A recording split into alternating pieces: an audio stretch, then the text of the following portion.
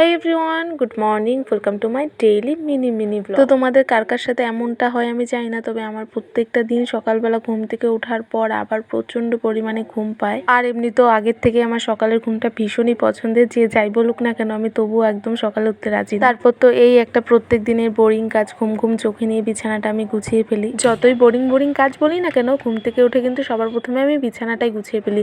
এই এলোমেলো বিছানা দেখতে আমার একদমই ভালো লাগে। তারপর সোজা রান্নাঘরে গিয়ে এক গ্লাস উষ্ণ গরম জল করে খেয়ে নিলাম। এটা আমার প্রত্যেক দিনের রুটিন। তারপর সারাদিন কিন্তু আমি ওই নর্মাল জলই খাই। আর কালকে রাত্রে অনেক দিন পরে এই ড্রাই ফ্রুটসগুলো ভিজিয়ে রেখেছি, এখন সেটাই খাচ্ছি। ড্রাই ফ্রুটস বলতে ওই ধরো কয়েকটা কিশমিশ আর কাঠবাদাম। আজকে সকালের রান্নাটা শাশুড়ি মাই করেছে, আলু সিদ্ধ, ডাল সিদ্ধ আর ডিম সিদ্ধ। দেখো তো এইটুকু একটা ডিম, তাও আবার খোসা সারানোর সময় যদি তার সাদা অংশটাই উঠে যায় তখন কেমন লাগে। খাওয়া দাওয়া কমপ্লিট করে ঘরে এসেছি আমি সবকিছু ক্লিন করতে। আর ড্রেসিং টেবিলে এত জিনিস রাখা হয়, সবকিছু নামিয়ে ওটা মুছে আবার ওই আগের মতো গুছিয়ে রাখা সত্যি অনেকটা বিরক্তির কাজ।